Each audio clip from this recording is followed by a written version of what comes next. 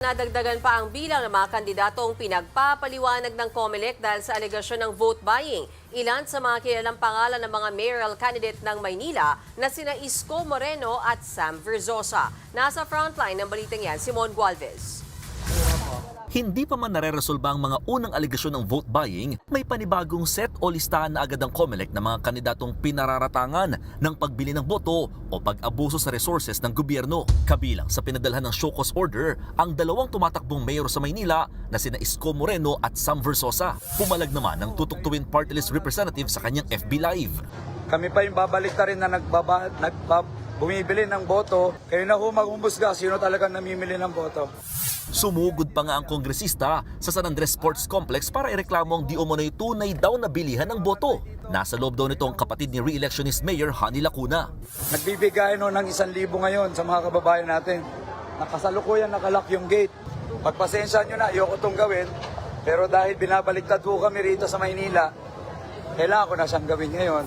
Nakarating na rin sa COMELEC ang reklamo at pag-aaralan na rin ito. Sagot ng kampo ni Honey Lacuna, may tamang lugar para sa aligasyon ng vote buying. Pero hanggat maaari, iprioridad daw muna ni Verzosa ang pagsagot sa mga aligasyon ng COMELEC laban sa kanya. Ang isa pang napadala ng show cause order na si Moreno, hihintayin daw muna ang formal na kopya nito bago magbigay ng pahayag.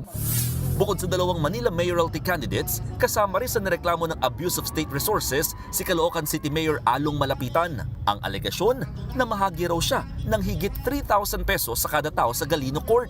Itinanggi ni Malapitan ng reklamo. Anya, ito raw ay nasa ilalim ng programang Agapay sa Manggagawa ng Caloocan LGU na nagawaran naman ng exemption sa spending ban ng COMELEC noon pang Pebrero. Sa kabuuan, nasa 28 kandidato ang pinagpapaliwanag ng COMELEC dahil sa vote buying. 10 riyan ang tumatakbong mayor, habang 7 sa pagkakonsehal, 6 sa pagkakongresista, 3 sa pagkagobernador at tig-1 bilang vice mayor at miyembro ng sangguniang panlalawigan. Nanindigan naman ang ahensya na handa nilang suspindihin ang exemption ng pamamahagi ng mga ayuda kapag nagpatuloy ang mga ganitong reklamo. Ang sa amin lang, gusto lang namin alamin, nagamit ba yung pondo sa pamumulitika? Nagamit ba ang pondo para i-promote ang kandidatura ng ilang kandidato? Nagbabalita mula sa Frontline, Mon Gualvez, News 5. Mga kapatid, Ed Lingaw po, maging maalam at may pakialam sa mga napapanahong balita sa ating bansa. Para sa mas malalimang pagtalakay at paghimay sa mga issue at headlines, tumutok lamang at pag-subscribe sa social media pages ng News 5.